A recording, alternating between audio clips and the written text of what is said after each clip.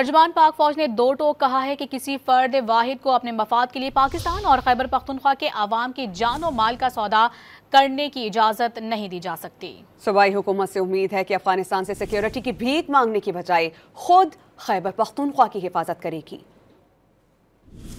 واضح کرنا چاہتے ہیں کہ پاکستانی عوام کی سیکیورٹی کسی دوسرے ملک بالخصوص افغانستان کو رہن نہیں کی جا سکتی۔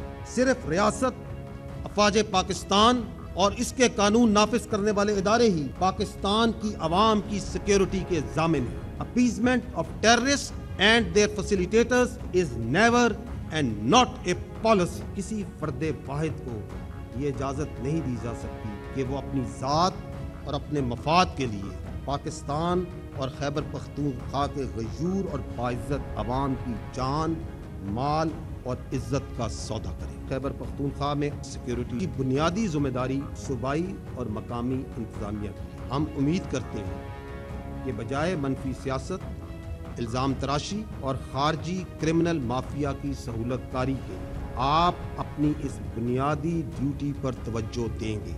ہم یہ بھی امید کرتے ہیں کہ آپ صوبہ خیبر پختونخوا کی غیور عوام کی حفاظت کے لیے افغانستان سے سیکیورٹی کی بھیک مانگنے کی بجائے اس صوبے کے ذمہ داران ہوتے ہوئے خود اس کی حفاظت کریں گے۔ افواج پاکستان یہ بات بھی واضح کرنا چاہتی ہے کہ خارجی دہشت گرد اور ان کے سہولت کار، چاہے وہ کوئی بھی ہو، کسی بھی عہدے پہ ہو، اس کے لیے زمین تنگ کر دی جائے۔ اب سٹیٹس کو نہیں چلے گا۔